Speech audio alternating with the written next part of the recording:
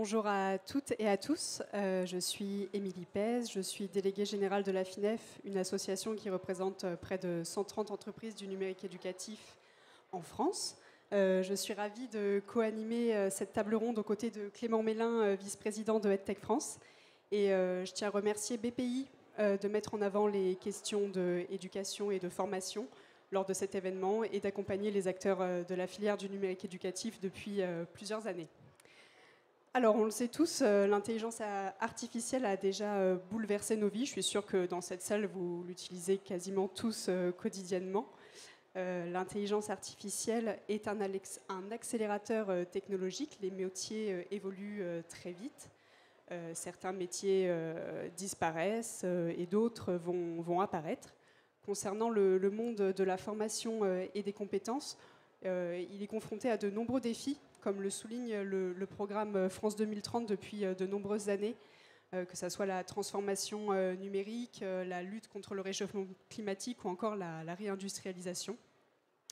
Donc l'intelligence artificielle, a priori, ne va pas remplacer tous les humains, en tout cas on l'espère, mais peut-être qu'on sera remplacé par des humains qui seront plus compétents en intelligence artificielle. En préparant cette table ronde, j'ai appris un mot. Alors peut-être que vous le connaissiez déjà, mais c'est l'eutagogie. C'est un concept qui place l'apprenant au centre de son apprentissage et qui lui permet d'apprendre à apprendre. Et je me dis que l'intelligence artificielle, ce sera peut-être une des clés justement de placer l'apprenant au cœur de son apprentissage. Donc aujourd'hui, on va tenter de répondre à une question avec notre beau panel d'intervenants.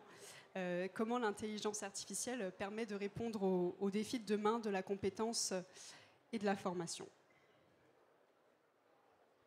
Alors peut-être on va vous proposer en quelques mots de nous dire un mot sur vous, qui vous êtes, ce que vous faites, et puis après on démarrera cette table ronde. On commence là-bas au bout.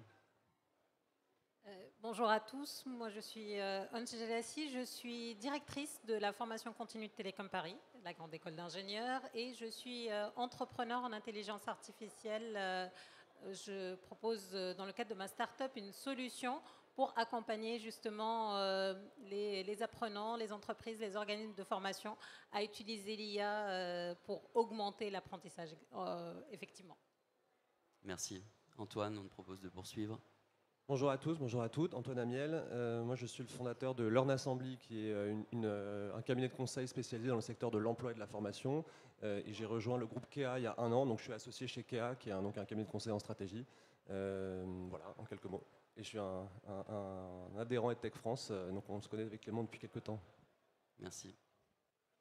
Bonjour à toutes et à tous, je m'appelle Chloé Hermary, je suis fondatrice et dirigeante d'un groupe d'éducation qui s'appelle Adatech School, qui est un groupe de formation dans la tech qui forme compétences numériques, technologiques, des personnes notamment en reconversion ou qui souhaitent justement acquérir ces compétences. Merci. Bonjour à tous, moi je m'appelle Léo Briand, je suis le fondateur de Vita Science, qui est une structure spécialisée dans l'enseignement des technologies à l'école, donc pour les plus jeunes. De 8 à 18 ans essentiellement, avec des compétences autour de l'IA bien sûr, mais aussi du codage, de la robotique et de la cybersécurité.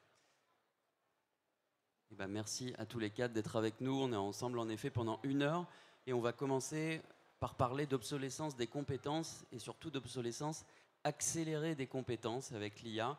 Et moi j'ai une première question pour vous, c'est à l'ère de l'IA on voit disparaître et on va voir disparaître des compétences, mais lesquelles vont rester fondamentales? Est-ce que l'un d'entre vous veut répondre à cette question?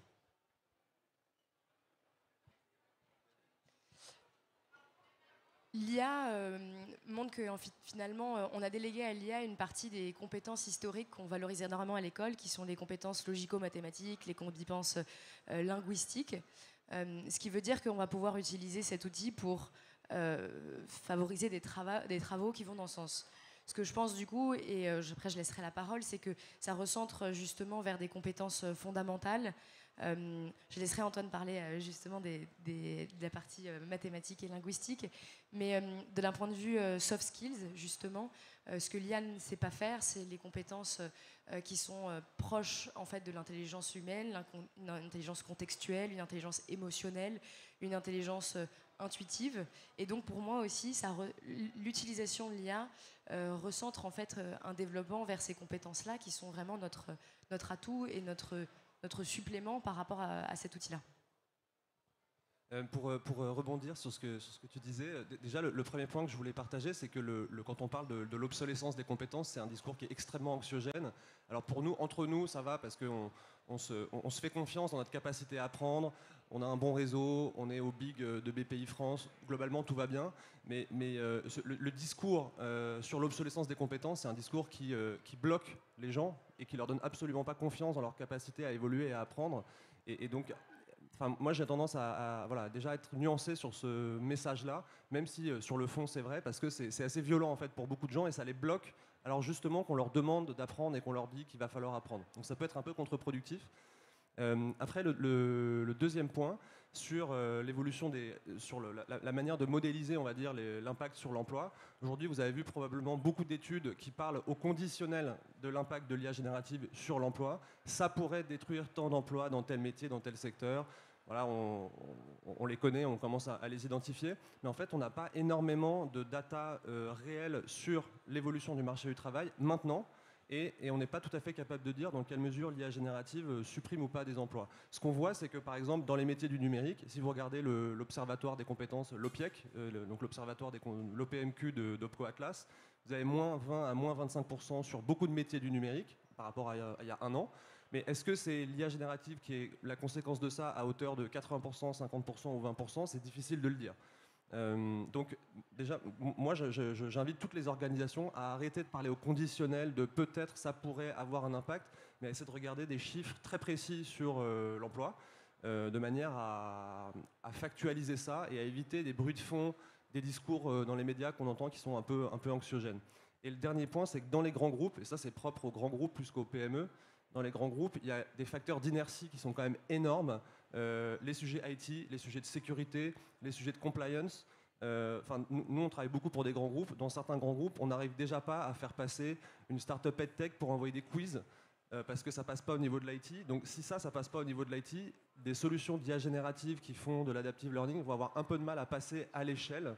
Un des messages qu'on fait passer, c'est qu'il y a encore un travail sur le rapport à l'innovation et qu'en gros, avant que des IA passent à l'échelle massivement dans les grands groupes, il va falloir convaincre beaucoup de DSI et c'est pas tout à fait gagné. Donc il y a des facteurs d'inertie, de ralentissement qui vont minimiser les impacts sur l'emploi pendant 5 à 10 ans. Et donc oui, il y aura des impacts. Je pense que les opérateurs de saisie back-office dans l'assurance, ça va être très compliqué d'ici 3 ans. Mais ça va s'étaler sur 10 ans et il ne faut pas avoir un discours trop catastrophiste. Et juste pour rebondir sur ce que tu dis, en préparant cette table ronde, je suis tombé sur une citation de Bill Gates que vous avez peut-être déjà vue ou lue, qui nous dit qu'on aura la semaine de 2 jours en 2035 et que 95% des jobs auront disparu. Alors, ça va à l'inverse de ce que tu nous dis, Antoine, mais je pense qu'on est ici tous conscients pour se dire qu'on ne sait pas en 2035 quel sera le monde dans lequel on sera. En tout cas, il y a plein d'études sur le sujet et ce que tu dis, c'est qu'il faut être vigilant et il faut attendre de voir venir aussi sur le sujet. Est-ce que tu veux rebondir? Moi, je peux rajouter peut-être un point sur la partie scolaire qui me concerne plus directement pour les plus jeunes. Donc, en fait, l'école, depuis quelques dizaines d'années, elle se saisit de sujets de plus en plus multiples. À la base, c'était maths français, les langues étrangères ensuite, et puis de plus en plus les sujets d'enseignement civil, et maintenant l'IA. Donc, on demande à l'école d'éduquer aussi nos enfants à l'IA. Et concrètement, pour l'instant, on en est un peu aux prémices, parce que quand on dit éduquer à l'IA pour des jeunes, qui sont du coup mineurs la plupart, qu'est-ce qu'on va faire? Est-ce qu'on doit leur apprendre à faire des prompts? Est-ce qu'on doit leur apprendre comment ça marche? Est-ce qu'on doit leur apprendre les enjeux éthiques et sociétaux ou environnementaux de l'IA? Donc c'est un gros sujet. Les Américains appellent ça AI literacy, donc la littératie de l'IA. Et c'est une nouvelle discipline en quelque sorte. Donc en France, pour l'instant, il y a Elisabeth Borne qui a annoncé une sensibilisation en 4e et en seconde, mais c'est une demi-heure à chaque fois, par an. Donc on va dire que ça fait 1 heure en tout sur la scolarité, donc c'est un peu léger, je pense, par rapport au sujet. Mais en parallèle de ça, on voit de plus en plus des frameworks, donc on va dire le découpage de qu'est-ce qu'on doit enseigner. Et notamment à l'échelle de l'Union européenne, il y a un dispositif, donc le framework de la littératie de l'IA de l'Union européenne, c'est un peu long à dire, mais qui vise à établir justement qu'est-ce qu'on doit enseigner en IA aux plus jeunes pour faciliter ensuite leur vie en tant que citoyens à la fois personnel et professionnel, puisqu'on le voit dans la dernière étude là, sur ChatGPT, l'usage quand même de l'IA aujourd'hui il est plus perso que pro. Voilà, pour l'instant en tout cas. Tu veux poursuivre? La question est très intéressante. Moi, j'ai juste un sujet, je pense qu'en introduction de cette table ronde, c'est bien de le reposer, c'est que l'IA n'est pas que l'IA générative. Et c'est important aussi dans tout ce qui est acculturation, formation, ou dans des événements comme celui-ci, qu'on soit au moins précis sur le fait que l'IA va bien au-delà que l'IA générative et qu'il y a de l'IA dans l'automatisation, dans les processus des entreprises, dans les collectes des données, dans le traitement des données, dans tout ce que... voilà, il y a... Le terme intelligence artificielle est un terme un peu vague aujourd'hui. C'est un terme dans lequel on met beaucoup de choses. Il y a de la science des données, il y a de l'apprentissage, il y a du traitement de données massives, il y a de l'intelligence artificielle générative, mais pas que. Et c'est bien aussi qu'on soit conscient sur le fait que l'IA générative a envahi nos vies. Et c'est à ce moment-là qu'on s'est rendu compte qu'il y avait finalement une technologie qu'on pouvait utiliser dans nos vies personnelles et professionnelles et que... Voilà, on nous dit que ça va complètement révolutionner le monde du travail, mais avant cela, il y a des travaux sur justement tout ce qui est base technologique qui ont amené ces nouveaux services, qui ont permis aussi d'optimiser des processus dans les entreprises, etc. Donc je reviens sur le sujet de l'obsolescence des compétences. Oui, comme on vient de le dire, c'est triste de parler d'obsolescence de compétences avec un terme qui fait peur, alors qu'on pourrait parler d'évolution, d'adaptation. Il y a plusieurs termes qui seraient complètement adaptés à ce qui se passe aujourd'hui et qui s'est déjà déroulé finalement avec l'arrivée de la calculatrice, de l'ordinateur, de l'Internet, à plus ou moins grande échelle, mais c'est des choses que voilà, les sociologues, les économistes et même les philosophes ont déjà rencontrées et sur lesquels il y a des travaux qui existent déjà. Et notre rôle à tous, et certainement aux décideurs, que ce soit dans les entreprises, que ce soit dans le monde politique, de prendre en tout cas les leçons du passé et des précédentes évolutions technologiques pour que ce soit fait dans le bien du plus grand nombre et finalement pour le progrès de l'humanité, mais aussi pour le progrès technologique, progrès du monde professionnel, etc. Donc oui, il y a une adaptation à faire en termes d'enseignement, d'acquisition des compétences, d'évaluation des compétences, etc. Mais il faut que ça commence aussi au niveau des décideurs du monde politique. Il faut que voilà, les personnes qui vont finalement faire les orientations, que ce soit en termes de contenu pédagogique, en termes de programme dès le plus jeune âge, soient aussi conscients des subtilités de ce que peut nous amener la technologie et de ce qu'il y a derrière. Au fait, en termes vraiment techniques de la technologie, mais aussi en termes d'impact sociétaux et économiques. Peut-être si on se concentre sur les écoles dès le premier âge, mais peut-être un peu plus tard dans l'âge aussi, est-ce que les écoles vont devoir réinventer leurs programmes? Est-ce que les compétences évoluent tellement vite qu'on peut penser au numérique par exemple, on va devoir tous les ans revoir son programme, et comment on va gérer ça? Puisqu'on sera diplômé, et puis 2 ans plus tard, les compétences seront obsolètes. Désolé de réutiliser le terme. Ouais, alors je pense qu'il y a 2 sujets, il y a le fond et la forme, on va dire. Sur la forme, pour commencer par là, c'est là qu'il y a vraiment un bouleversement très fort à l'école en ce moment, notamment sur les devoirs à la maison, donc le sujet de l'évaluation, puisque donc je ne sais pas si vous êtes conscient de ça, mais quand un enseignant demande à ses élèves de faire les devoirs à la maison actuellement, là en 2025, le pourcentage d'élèves qui utilisent l'IA soit pour se faire aider, soit carrément pour faire le travail à leur place, il est juste gigantesque. C'est difficile à mesurer parce que forcément, les élèves ne vont pas forcément être très honnêtes sur les réponses à cette question-là. Mais du coup, on a vraiment des remontées d'enseignants de l'ensemble de la profession, en fait, de tous les enseignants de France, il y en a quasiment 1 million, qui disent que l'IA bouleverse dès maintenant complètement leur façon d'évaluer les travaux, notamment à la maison.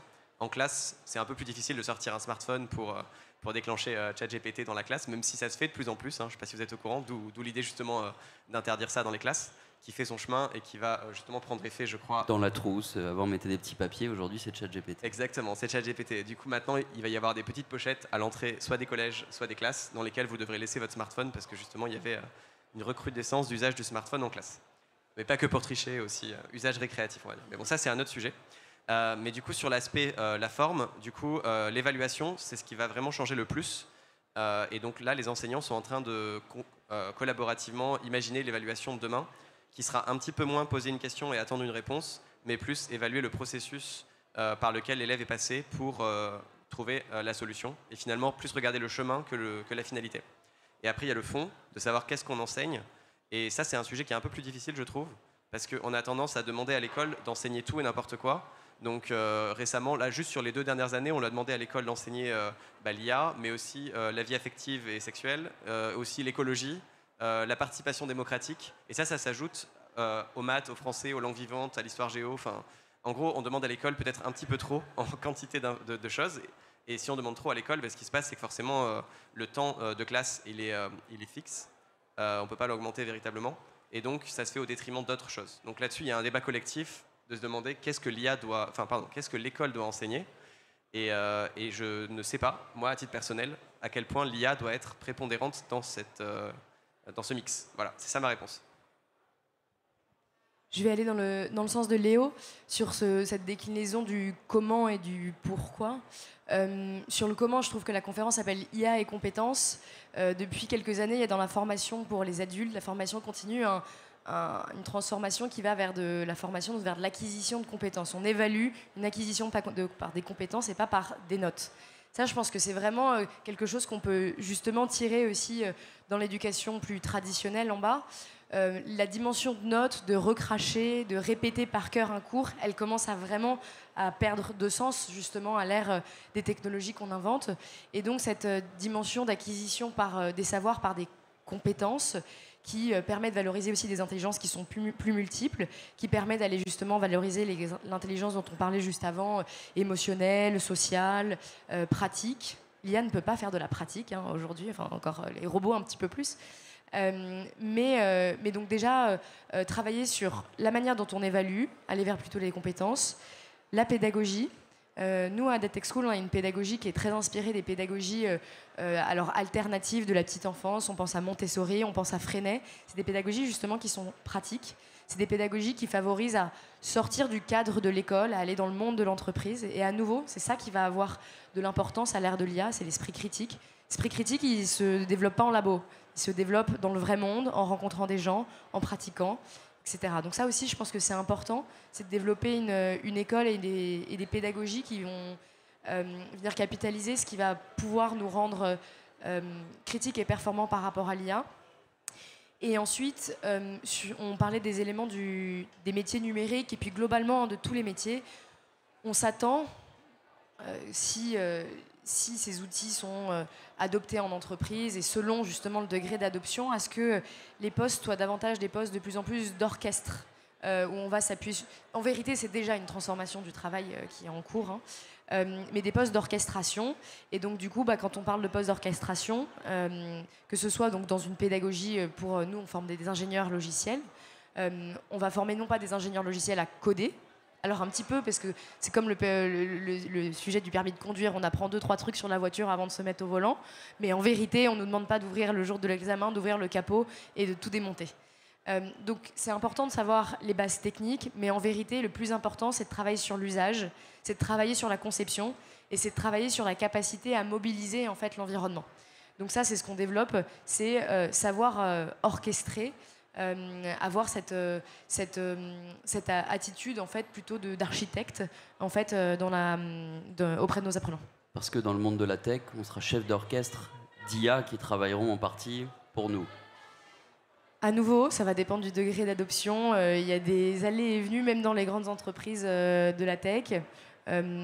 Le CTO d'Anthropic, qui est une très grosse entreprise de l'intelligence artificielle aux États-Unis, racontait un peu les évolutions qu'ils avaient aujourd'hui dans leurs équipes techniques et de leurs développeurs, dans lesquels aujourd'hui, en fait, leurs développeurs n'ont pas disparu, mais dans lesquels ils ont des enjeux en fait d'ops, des enjeux de livraison, des enjeux de maintenance du code qui sont beaucoup plus forts.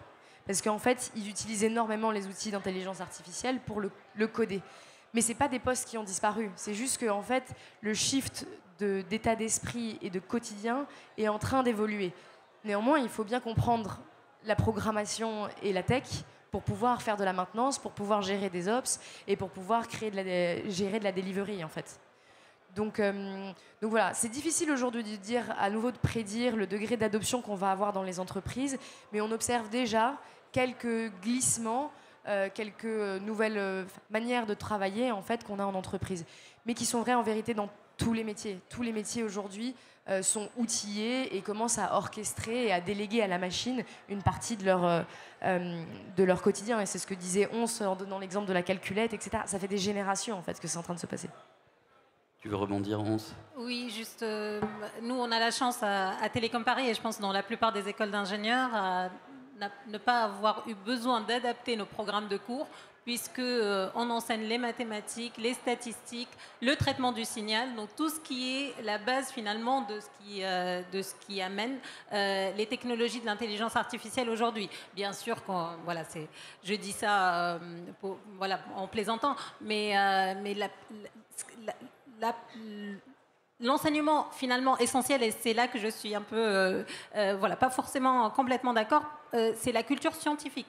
D'avoir une culture scientifique, bien sûr à différents degrés, on n'a pas tous besoin d'avoir une formation d'ingénieur, mais si on a cette culture scientifique qui nous permet de comprendre, de nous adapter finalement au progrès technologique, on a les bases et les fondamentaux pour l'utiliser à bon escient et pour adapter finalement que ce soit notre poste de travail. Il ne faut pas s'attendre non plus à ce que tout vienne d'au-dessus de la hiérarchie qui va nous dire comment complètement, ou qui va arrêter ou couper complètement certains pans de nos métiers. Il y a aussi cette capacité à être encore plus performant sur son poste de travail en allant chercher la bonne intelligence artificielle, parce que toutes les intelligences artificielles, tu parlais tout à l'heure d'Anthropic, mais aujourd'hui, il y a un foisonnement d'IA générative, et en fonction de notre métier, si je vais faire de la rédaction, si je vais faire de la génération de contenu, si je suis dans le marketing,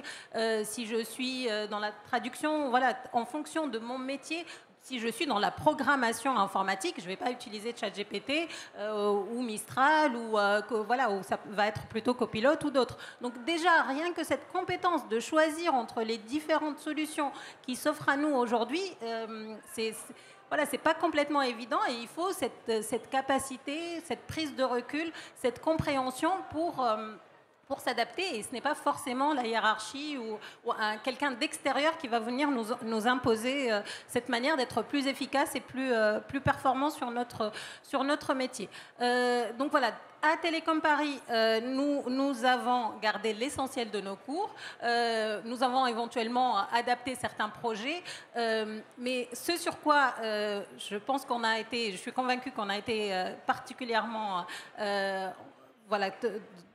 percutant, c'est qu'on a un enseignant-chercheur, Antonio Casilli, qui, dès le mois de décembre, de la sortie de ChatGPT, il était sorti en octobre-novembre, je crois, ChatGPT, en décembre, il avait déjà adapté ses évaluations, ses examens de fin de module, demander à utiliser ChatGPT pour fournir le travail qui était demandé. Et ça, je pense que c'est vraiment sur cet aspect-là, sur l'évaluation, sur l'utilisation.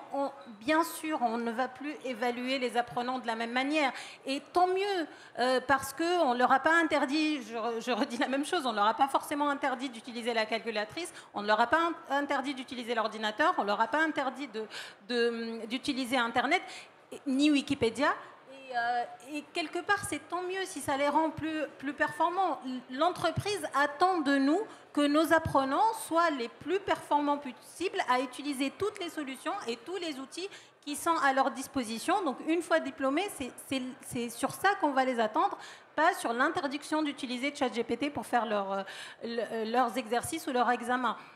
Et dernier point, on en parlait tout à l'heure du fait qu'on manquait finalement de compétences pour enseigner l'environnement, l'impact environnemental, pour enseigner finalement l'éducation sur différents sujets, différentes thématiques. Les programmes évoluent énormément, et peut-être qu'aujourd'hui on a une opportunité grâce à l'IA générative pour augmenter finalement, pour aider les enseignants à ce qu'ils soient un peu plus adaptés, à donner aussi plus d'outils dès le plus jeune âge à nos élèves, à nos étudiants, à nos apprenants, pour qu'ils soient dans une pédagogie beaucoup plus active, plutôt que passive, où on attend à ce qu'il y ait un sachant qui vienne complètement nous prodiguer toutes les compétences et les connaissances dont on a besoin. Donc il faut aussi regarder l'IA comme une opportunité, mais bien sûr très très bien utilisée et très très bien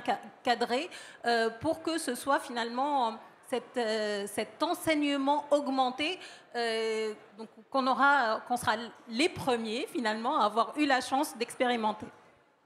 On va maintenant passer dans le monde de l'entreprise. Je vais te passer la parole, Antoine. Est-ce que toi qui es au cœur des entreprises, tu veux nous dire un mot sur comment on perçoit ces grands changements dans les plans de formation, pas les programmes? Oui, bien sûr. Et peut-être un petit complément sur l'évaluation. Je pense que l'arrivée de l'IA générative, c'est une opportunité incroyable pour repenser les évaluations, parce qu'aujourd'hui, la manière dont les évaluations sont pensées dans le système scolaire, universitaire et aussi en entreprise, parce que l'université a reproduit les pratiques de l'école, c'est pensé comme des sanctions. L'évaluation est une sanction. Ça sert à classer les gens, à les trier. Et l'évaluation n'est pas un feedback, n'est pas un accompagnement. Et c'est pas pour rien si en France on a un rapport à l'évaluation qui est aussi dramatique. Et quand on regarde dans d'autres cultures professionnelles, le rapport à l'évaluation est très différent.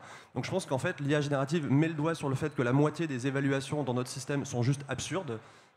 Et par exemple, dans l'entreprise, on fait faire des formations aux gens et on leur fait faire un petit quiz à la fin. Ils s'échangent les réponses entre eux pour valider, tout le monde est content. Ça n'a pas de sens en fait. Donc je pense que c'est une vraie opportunité de changer la manière d'évaluer et de revenir vraiment au fond de l'éducation, qui est la capacité à faire progresser les gens. Pas leur dire tu as 18 sur 20 ou tu as 19 ou tu as 12, mais à les faire progresser par rapport à leur point de départ. Et donc dans une classe ou dans un groupe de formation, on a des gens d'un niveau hétérogène. Et en fait, la vraie valeur ajoutée pédagogique, c'est de faire progresser les gens, de les amener depuis leur point de départ vers une amélioration. Et ça, l'IA générative permet d'individualiser. Elle apporte des solutions pour faire ça. Elle permet de faire de la médiation, de l'accompagnement, comme tu le disais. Et ça, je pense que c'est la vraie valeur ajoutée. Le deuxième point, c'est qu'il va falloir évaluer en situation de travail. Aujourd'hui, quand vous voulez devenir pâtissier, la manière d'obtenir un CAP, c'est de passer devant un jury, de faire du pain, de faire une pizza, et à la fin, vous avez un jury qui dit « bah oui, c'est du pain, quoi, globalement ». Et donc, les évaluations vont être de plus en plus en situation de travail, en mise en situation. Alors, on peut le faire de plein de manières différentes.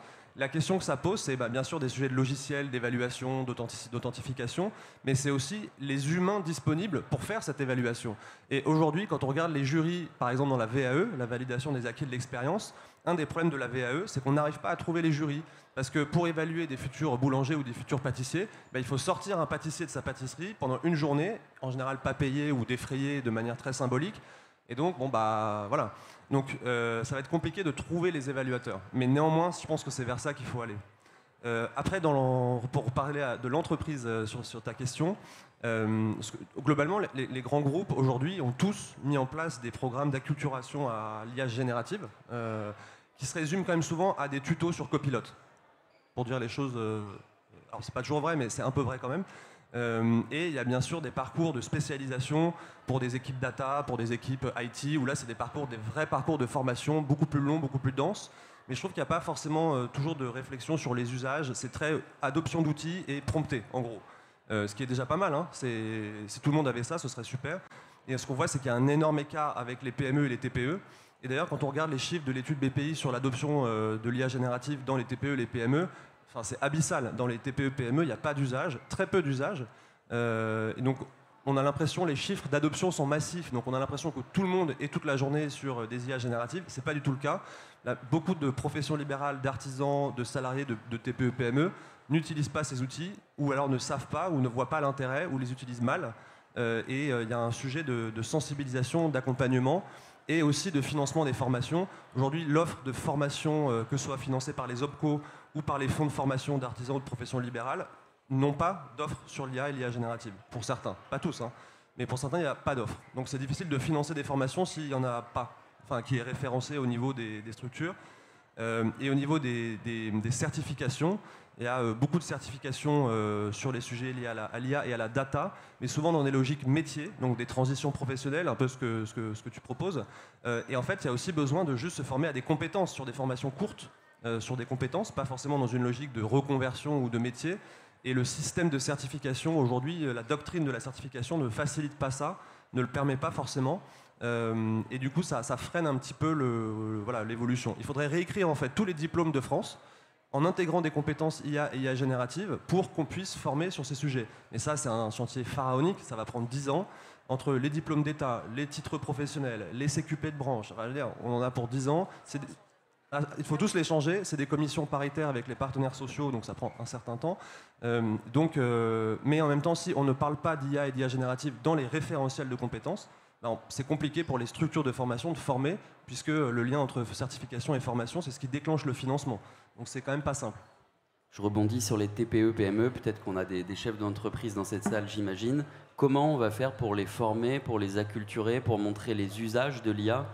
On crée une grande académie, une grande école de l'IA, c'est un projet du gouvernement, c'est le rôle des acteurs privés de faire ça? Alors déjà, la grande école du numérique n'a pas été un succès considérable, donc je pense qu'il ne faut pas reproduire ça. Et après, oui, il va y avoir, il y a un plan Oser l'IA là qui a été annoncé, qui vise justement à pousser l'adoption, à accompagner l'adoption. Il y a une phase de sensibilisation avec des ambassadeurs, les cafés IA. Donc je pense aller au plus proche des gens. Je trouve que pour moi, un des meilleurs enseignements, c'est la fresque du climat. La fresque du climat, c'est un carton. C'est génial. Pédagogiquement, ça marche bien. C'est puissant, il y a des millions de personnes qui l'ont fait. Je pense qu'entre ici, peut-être un tiers, la moitié des personnes a fait la fresque du climat. Donc ça montre qu'on peut trouver des formats pédagogiques qui facilitent l'appropriation avec de l'esprit critique, parce que la fresque du climat, c'est assez scientifique, c'est technique, hein, ça s'appuie sur des faits. Donc il y a tout ce volet sensibilisation qui est hyper important.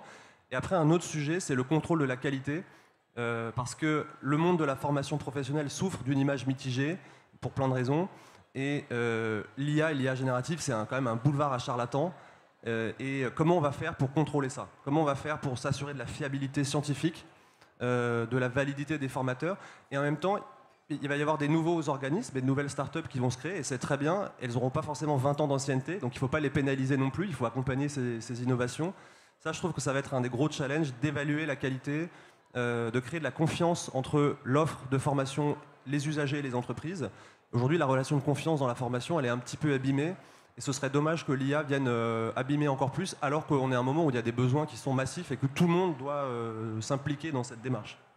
Mais il y a des travaux qui sont déjà menés au niveau réglementaire, au niveau justement de France Compétences sur la validité des certifications. Et je pense qu'aujourd'hui, si on veut trouver une formation ou une certification sur l'intelligence artificielle qui soit reconnue, en tout cas par France Compétences au moins, c'est assez... Et si on passe par des organismes de formation qui ont les bonnes labellisations, normalement, on ne prend pas de risques. Justement, tu disais très justement qu'il fallait faire attention à ne pas partir dans des projets comme ceux qui n'ont pas réussi jusque-là. Mais le risque aussi, si on fait une école uniquement d'intelligence artificielle, c'est que dans 2-3 ans, on soit déjà obsolète et que le prochain service, la prochaine techno, qui aura un nom...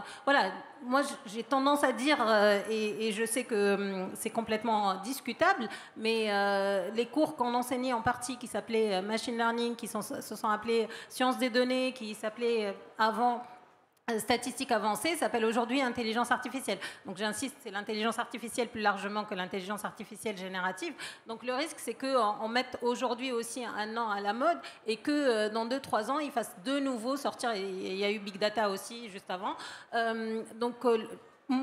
Aujourd'hui, les écoles comme la nôtre qui travaillent avec des référentiels de compétences qui sont censés être justement s'adapter à l'évolution technologique, nous avons des compétences qui travaillent autour des aspects du numérique et qui englobent déjà largement l'aspect intelligence artificielle, qui sont reconnus. Et ce sur quoi, par contre, on a progresser, c'est sur la capacité d'acculturer, de proposer des programmes de formation au numérique et à l'intelligence artificielle qui ne nécessitent pas de prérequis mathématiques ou scientifiques avancés. Et ça, c'est quelque chose sur laquelle, justement, nous, Télécom Paris, on est une école d'ingénieurs publics sous la tutelle du ministère de l'économie, et notre tutelle nous a demandé justement d'avancer, d'augmenter le nombre de personnes formées à l'intelligence artificielle, et c'est sur ça qu'on s'est adapté. C'est-à-dire qu'on n'a plus que des cours justement qui demandent un certain niveau en mathématiques, un certain niveau en programmation informatique. Nous avons aussi des formations qui s'adressent à tout type de profil qu'on appelle, pour la petite histoire, comprendre l'intelligence artificielle pour dialoguer avec les experts. Donc on n'a pas besoin d'être expert, c'est vraiment pour comprendre le langage des experts et pouvoir travailler avec eux, utiliser leurs solutions de manière complètement autonome. Donc le paysage de la formation est en train de s'adapter pour les acteurs qui sont reconnus, et on a aujourd'hui, c'est ça, je pense que l'enjeu, c'est de pouvoir acculturer un plus grand nombre, et j'ai envie de dire vraiment au numérique plus largement qu'à l'intelligence artificielle ou l'intelligence artificielle générative, et donner ce que disait, je crois, Émilie en introduction, cette faculté d'apprendre à apprendre, qui soit complètement évolutive et qui puisse nous armer pour ce qui va arriver, parce que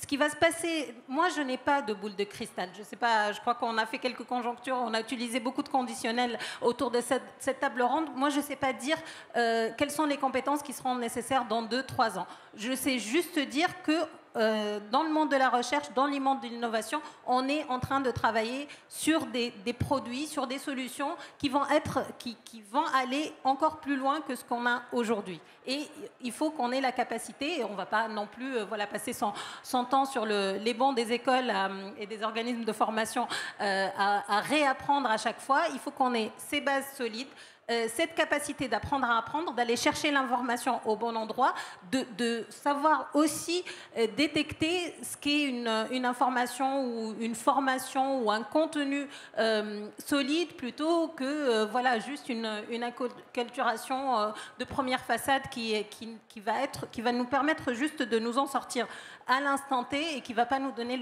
la capacité d'aller plus loin à très court terme. Tu veux rebondir ? Alors, on s'est dit beaucoup de choses, mais ce que je voulais dire, en fait, c'est que la révolution, la transformation perpétuelle du numérique technologique qu'on vit questionne l'obsolescence de nos systèmes éducatifs, nos systèmes d'évaluation. Et donc, ce qui est en plus, je soutiens ce que dit Once et le formule peut-être d'une autre manière, c'est qu'ici, on est des dirigeants, on parle beaucoup aussi du système de formation. Donc là, on parle de penser des systèmes. Penser des systèmes, ça prend du temps, donc ils peuvent être rattrapés assez rapidement. Et c'est une approche qui est très top-down. Ce que dire, en fait, développer chez les gens la capacité d'apprendre à apprendre, l'intérêt, la compétence de l'environnement, la compréhension de l'environnement, c'est de passer par des approches qui sont justement beaucoup plus bottom-up. Et je trouve que justement la fresque du numérique, qui a aussi une fresque du numérique, mais la fresque climat. Les fresques sont exactement ce type pour moi effectivement de systèmes qui sont des systèmes qui sont beaucoup plus mouvants, beaucoup plus agiles, qui reposent sur les individus, ce qui est incroyable avec la fresque. Effectivement, on forme des gens et en fait il y a un effet d'entraînement, il y a un effet de communauté. On parlait tout à l'heure des pédagogies alternatives. C'est pour ça que moi, je m'attache beaucoup à ce sujet de la pédagogie, de la manière dont on enseigne et dont on responsabilise les apprenants. Parce qu'une fois qu'on crée cette capacité d'apprendre à apprendre, une fois qu'on crée cette capacité à être plutôt sur du bottom-up, et ben là, on crée des systèmes beaucoup plus agiles, qui sont évolutifs et qui sont capables de s'auto-former, proposer de la formation. Donc moi, c'est vrai qu'on a un enjeu dans la formation. Aujourd'hui, c'est un enjeu de qualité. On a eu beaucoup de réformes ces dernières années. Il y a des labels de qualité qui nous permettent de passer justement quand même à la moulinette du système. Mais je pense que c'est important de libérer quand même un petit peu les initiatives, libérer les individus dans leur appréhension et leur appropriation de ces sujets-là, parce que en fait, il va falloir casser en fait notre système très rigide d'éducation, je pense, pour pouvoir faire face à la transformation des compétences, à la transformation du travail et la transformation technologique et environnementale à laquelle on fait face. Sinon, on va tout le temps être en retard. Justement, quand tu parles de système rigide, entre guillemets, quand on pense à la formation, on pense à un module en ligne, en tout cas quand on parle de la formation en ligne qu'on va suivre avec une vidéo, un quiz et un certificat. C'est un peu le préjugé sur la formation en ligne. Est-ce que l'IA a amené des nouveaux formats d'apprentissage plus interactifs, alors côté entreprise ou côté école, Antoine? Je peux prendre la main là-dessus. Pour moi, il y a deux usages majeurs qui se distinguent dans l'éducation scolaire de l'IA. Il y a le côté enseignant et le côté élève, mais les deux sont assez connectés. Donc, côté enseignant, l'usage principal, c'est la création de contenu pédagogique. Donc, l'enseignant qui doit créer des contenus peut s'aider de l'IA pour le faire. Donc, en gros, le niveau 0, ce serait je prends juste ce qu'il y a dans un manuel scolaire et je le copie-colle à l'identique avec mes élèves. Niveau au-dessus, c'est je recrée un contenu soit de zéro, soit sur la base d'un contenu existant, en m'aidant de l'IA pour justement le distribuer à tous mes élèves. Et le niveau encore au-dessus, ce serait de le personnaliser avec potentiellement, les enseignants vont pouvoir distinguer un groupe d'élèves qui a des difficultés avec telle notion, créer un contenu spécifique pour eux, et donc ensuite, grâce à l'IA, pouvoir, dans un même temps de préparation, créer deux contenus, un contenu général et un contenu, par exemple, pour un petit groupe qui a besoin d'aide spécifique. Donc ça peut vraiment aider. Et je pense qu'il y a beaucoup d'enseignants qui s'en servent de cette notion-là, donc de différenciation pédagogique. Et en fait, l'IA peut vraiment faire gagner du temps aux enseignants, pas pour qu'ils travaillent moins, mais surtout pour qu'ils aient un enseignement plus différencié et plus efficace dans un même temps donné. Et je pense aussi que ça peut aider sur les tâches administratives, même si c'est un peu moins sexy, mais cette idée de vraiment alléger le temps administratif de l'enseignant pour qu'il ait plus de temps sur la pédago. Ensuite, il y a l'autre côté élève, où, alors déjà pour préciser, je ne sais pas si vous êtes tous au courant, mais le ministère a mis un cadre d'usage en France qui interdit l'usage d'IA générative avant 14 ans. Donc on parle de jeunes de 14 à 18 ans, puisqu'avant c'est théoriquement en tout cas interdit, même sous la supervision d'un enseignant. Après on peut utiliser d'autres types d'IA non génératives, mais là on parle d'IA générative qui est, je pense, le cœur du sujet là-dessus. C'est surtout pour 14 à 18 ans. Avant il peut y avoir des sensibilisations à qu'est-ce que c'est, comment ça marche, tout ça, mais pas un usage direct. Donc de 14 à 18 ans, ce qu'on voit de plus en plus apparaître, c'est les agents, on pourrait dire socratiques, en général on les appelle, puisque leur objectif, c'est en dialoguant avec un élève, de les faire progresser. Donc là, la relation, elle est entre une IA et un élève, éventuellement avec un enseignant qui a donné des consignes pour piloter l'IA en amont et qui, bien sûr, peut récupérer en aval les retours de qu'est-ce qui s'est passé, qu'est-ce qui s'est dit, mais potentiellement on peut avoir un scénario de classe, je ne sais pas si vous l'avez déjà imaginé, où il y a, au lieu d'avoir un enseignant qui distribue du savoir à tous ses élèves, on a en fait un enseignant qui va donner des consignes à une IA et une IA qui va dialoguer individuellement avec chaque élève. Et donc ce scénario, il peut être très intéressant pédagogiquement, à condition que l'enseignant ait encore les mains sur ce qui se passe, à savoir comment programmer en amont le chatbot ou l'IA pour que les instructions correspondent bien à ce qu'on veut apprendre. Donc par exemple, on pourrait avoir un enseignant en anglais qui va dire le chatbot doit répondre seulement en anglais et se limiter à un vocabulaire de niveau B1 par exemple. Et donc là, en faisant ça, l'enseignant conditionne son chatbot. Et en aval, il faut que l'ensemble des conversations puisse être restituées de façon synthétique à l'enseignant, parce qu'il ne va pas s'amuser à lire 30 conversations qui peuvent potentiellement être assez longues. Et donc là-dessus, il y a pas mal d'outils qui voient le jour. Donc je ne citerai pas de nom, mais il y en a vraiment plein d'agents IA qui dialoguent en direct avec les élèves. Donc pour moi, c'est deux scénarios principaux. Je pense que mes collègues vont peut-être avoir d'autres idées. Mais donc, si je récapitule, la création de contenu et l'aide à l'enseignant pour lui faire gagner du temps pour être plus efficace, et la possibilité de mieux différencier au niveau individuel avec les élèves, les deux ayant des avantages et des inconvénients. Pour moi, un des apports pédagogiques majeurs de l'IA générative dans la formation, qu'elle soit formation continue ou initiale, c'est le fait de simplifier la formation en situation de travail, de faire des micro-apprentissages en situation de travail. Vous participez à une conférence à BPI, au BIG, un intervenant a parlé de quelque chose, vous ne savez pas ce que c'est, en fait, vous pouvez, via un prompt, vous auto-former, réexpliquer la notion, mieux la comprendre, la reformuler. Ou alors, je ne sais pas, vous avez fait votre entretien annuel, on vous dit qu'il faut que vous développiez la compétence Y. En fait, cette compétence, comment je la développe, par où je commence, qu'est-ce que ça veut dire, un peu le côté socratique dont tu parlais, l'outil de questionnement. Donc c'est vraiment un compagnon d'apprentissage pour se questionner. Donc ça, c'est puissant parce que ça développe la curiosité, la réflexivité. Par contre, ça ne garantit pas la fiabilité toujours de ce qui en ressort. Et un des enjeux, et certaines entreprises commencent à le faire, on l'a fait quelques fois, c'est d'avoir justement des playlists d'agents IA validé quand même par une architecture centralisée. C'est-à-dire tout le monde ne se met pas à créer des agents IA dans tous les sens parce qu'on a un problème de qualité, mais on a des cas d'usage co-construits, identifiés. Ça peut être des outils d'évaluation, des outils de communication, des outils ce qu'on veut. Et ensuite, on construit les agents ou la chaîne d'agents qui sont interfacés entre eux avec des API. Et donc, on a quelque chose qui est co-construit dans une playlist qui est centralisée, ce qui évite les mésusages liés à la sécurité des données ou les fuites de données. Et ça fonctionne. Et donc, des entreprises commencent à avoir des marketplaces d'agents IA internes. Aujourd'hui, c'est déjà le cas sur ChatGPT ou Mistral. Vous avez des millions, enfin des millions peut-être pas, mais des milliers d'agents créés par des entreprises, des particuliers que vous pouvez tester, qui sont pour certains très quali. Moi, je l'ai testé par exemple pour les maths. Je suis un traumatisé des maths.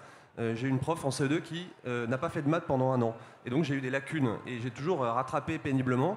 Et récemment, je me suis créé un agent qui m'auto-évalue sur le programme de terminal pour identifier les notions que je ne maîtrise pas et qui me dit Antoine, tu ne maîtrises pas ça, ça, ça, ça et ça. Et après, je génère des activités pédagogiques en lien avec le programme que je fais. En gros, je fais des maths tout seul sur mon ordi et je rattrape le programme que je n'ai pas appris. Donc ça, c'est des usages d'auto-formation qui sont simples et qui sont hyper individualisés, qui sont courts. Et ça évite le côté micro-learning trop passif. Et donc en fait, on peut se créer ça, ou les structures de formation ou les entreprises peuvent créer ça pour leurs clients. Et ça crée énormément de valeur. Et ça m'amène à la question, qui va nous former demain?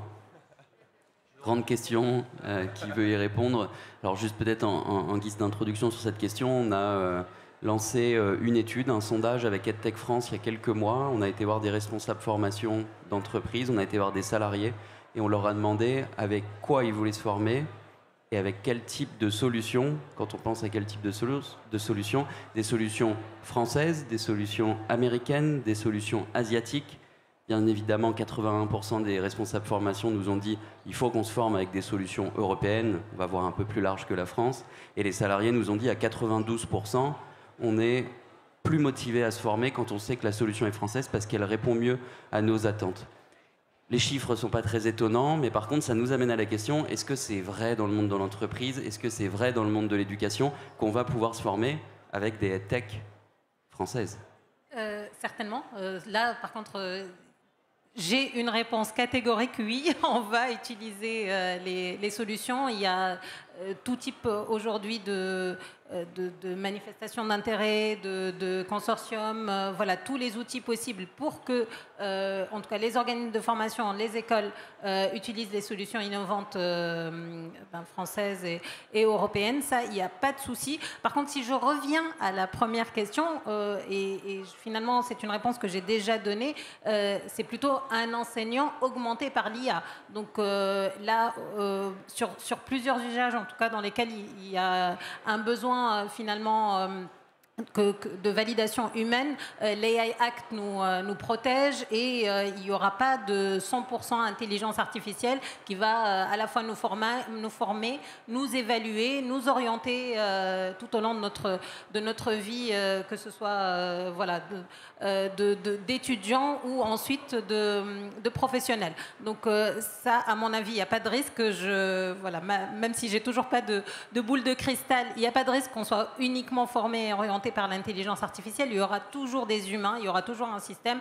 Et justement, la chance qu'on a d'être en France et en Europe, c'est qu'on a une réglementation qui, je reviens à l'AI Act, qui nous protège de tout ce qui est finalement les dérives que pourraient avoir des outils purement techniques comme des IA. Mais après, c'est tout ce qu'on a dit tout au long de cette table ronde. C'est vraiment une chance d'utiliser l'intelligence artificielle générative pour des solutions qui permettent d'avoir de la formation, de l'enseignement complètement adapté et individualisé. C'est aussi une chance d'aider finalement et de soutenir les enseignants sur des compétences qui sont, ou des connaissances plutôt, qui sont en cours d'acquisition, sur des scénarios pédagogiques, sur des modalités pédagogiques innovantes qui font que justement on soit plus dans de l'acquisition de compétences et non pas de l'acquisition de connaissances. Donc c'est plutôt des enseignants, un système d'enseignement très augmenté par l'IA qui est en tout cas en voie de construction et dont l'idée, c'est vraiment de permettre à l'apprenant d'être le plus autonome possible et que l'enseignement s'adapte finalement. On a tous été dans des salles de cours où la manière dont l'enseignant ou le formateur délivrer sa formation, s'adapter à certaines personnes, en tout cas était plus adapté à certaines personnes dans la salle de classe que à d'autres. Et ça, c'est une chance qu'on a grâce à l'intelligence artificielle d'avoir vraiment l'accompagnement, le coaching, les réponses qui nous conviennent le mieux. Et au-delà de ça, donc, il y a bien sûr, comme je le disais, les risques de dérive de l'intelligence artificielle si on part sur des solutions qui ne sont pas cadrées. Mais l'avantage aussi d'avoir une intelligence artificielle, c'est de débiaiser.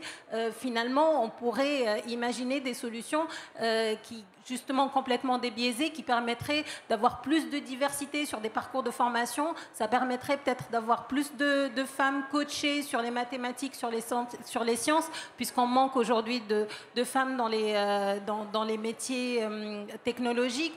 Ça permettrait aussi d'avoir plus de diversité, des personnes ou des populations qui n'ont pas la chance d'accès à certaines formations.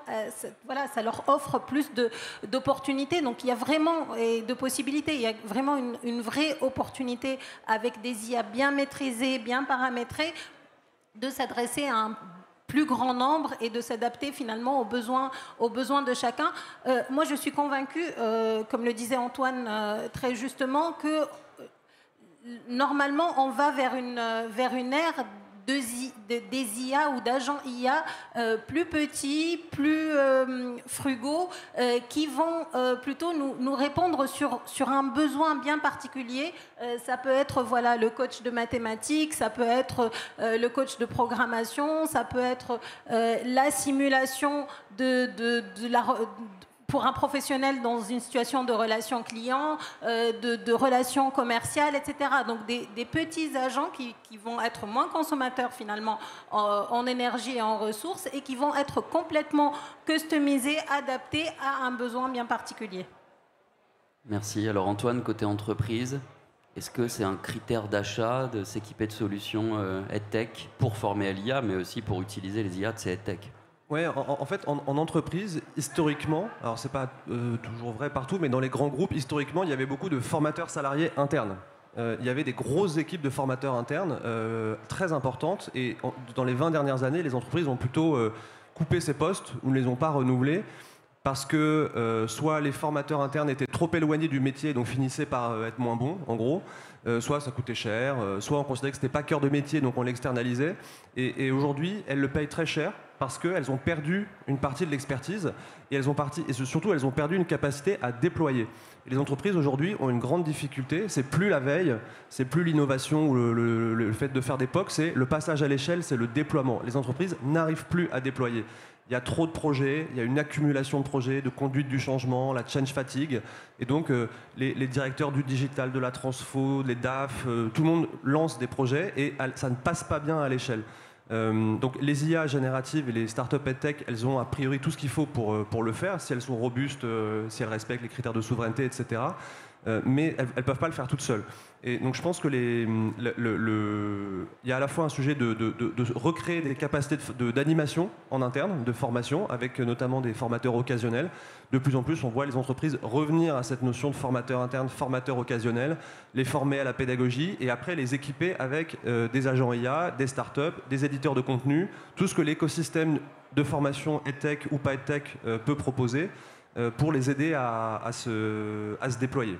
Donc ça, je pense que c'est en train de revenir, mais c'est beaucoup plus compliqué de redémarrer une usine. Il faut tout refaire que de l'avoir entretenue. Et je dis souvent que moi, en ce moment, je fais beaucoup de projets qui consistent à refaire ce qui existait il y a 20 ans. J'ai même fait des projets où j'ai appelé les consultants qui l'avaient fait il y a 20 ans pour leur demander ce qu'ils avaient fait, et je l'ai remis au goût du jour aujourd'hui. Ce qui est un peu dommage, parce qu'on perd du temps dans un moment où on a besoin d'être en avance sur des sujets qui sont hyper stratégiques, et où, avec le coût du travail et le coût de l'énergie qu'on a en France, si on n'a pas un petit temps d'avance sur les compétences et l'innovation, ça va être un peu dur, quoi. Donc c'est un peu dommage. Après, un autre point, et ça c'est vrai en entreprise, mais c'est vrai bien sûr pour les jeunes, c'est le rapport à la réalité. Comment on rééduque, enfin on rééduque c'est pas le bon mot, comment on développe le rapport à la réalité. Aujourd'hui on est dans une dans un moment où les experts, les formateurs sont leur légitimité est remise en question. On peut faire des deepfakes qui sont hallucinants en termes de qualité. Enfin, c'est complètement dingue. On va tous se faire avoir au moins une fois, même les gens qui sont aguerris. Donc comment on fait pour détecter, pour ce rapport à la réalité? Une petite anecdote, j'avais participé à un démo day d'une entreprise qui présentait des solutions de cyber. Et il y avait des experts dans la salle qui parlaient de solutions techniques de cyber à partir d'une photo. Et moi, je comprenais absolument rien à ce qu'ils disaient, c'était trop technique pour moi, mais cette photo, elle était sublime, mais elle était complètement fausse. C'était un champ d'oliviers avec des gens qui ramassaient des olives dans le sud de la France. Et en fait, c'était des gens qui avaient tous des petites barbes de 3 jours, en chemise, avec des canotiers, un 4x4 au milieu du champ d'olives, et la photo était vraiment magnifique et ultra réaliste. Et je fais souvent du vélo et de la rando dans le sud de la France, et je sais qu'en fait, on ne met pas un 4x4 dans un champ d'olives parce que ça passe pas, et que les gens qui ramassent les olives n'ont pas des canotiers, parce qu'en fait, c'est des machines qui ramassent les olives. Et en fait, un champ d'olives, c'est pas comme ça que ça marche. Mais si t'es pas allé marcher dans un champ d'olives une fois dans ta vie, tu ne peux pas le savoir. Parce que l'image était d'une perfection, d'une vraisemblance totale. Et ça, qui va former à ça? C'est le retour de la pédagogie freinée, quoi. Il faut emmener les gens dehors, se promener, voir l'extérieur. Et c'est peut-être ça le vrai secret de la compétence à l'heure de l'IA, parce que finalement, les prompts, on va les apprendre. Mais savoir que en fait, un champ d'olives, c'est pas ça. Ça va être dur. Merci. Je n'ai pas la réponse. Merci beaucoup à tous les quatre pour vos interventions. Alors je vais tenter de conclure et de résumer un peu les points saillants que vous avez évoqués ce matin. Donc j'ai noté quand même la nécessité d'avoir un socle de base scientifique, mais aussi autour des apprentissages fondamentaux, la maîtrise du français, de l'écriture, etc. Et aussi d'avoir un esprit critique dès le plus jeune âge, dès l'école. Plusieurs enjeux aussi, la formation tout au long de la vie pour l'ensemble de la population, de l'école, en passant par l'enseignement supérieur, que ce soit les salariés, les dirigeants, et aussi dans tous les secteurs. Un autre enjeu aussi est celui de l'acculturation à l'intelligence artificielle, mais aussi plus largement au numérique, avec des enjeux de qualité autour de la formation. Et pareil, je pense que ça commence dès l'école, ces enjeux de qualité de formation. L'intelligence artificielle, vous l'avez dit, c'est un outil qui permet la personnalisation, la différenciation des apprentissages, et aussi une mise en situation de travail, mais qui a aussi une nécessité d'avoir des formateurs pour déployer ces outils de formation. Et que l'enseignant, le formateur sera augmenté par l'intelligence artificielle, mais avec un enjeu d'utiliser des outils souverains, européens et français dans l'idéal. Et je vais peut-être finir aussi avec une petite touche d'espoir, c'est que dans 10 ans, a priori, on aura une semaine de 2 jours. Donc merci Clément d'avoir rappelé cette phrase de Bill Gates. Voilà. Merci à toutes et à tous.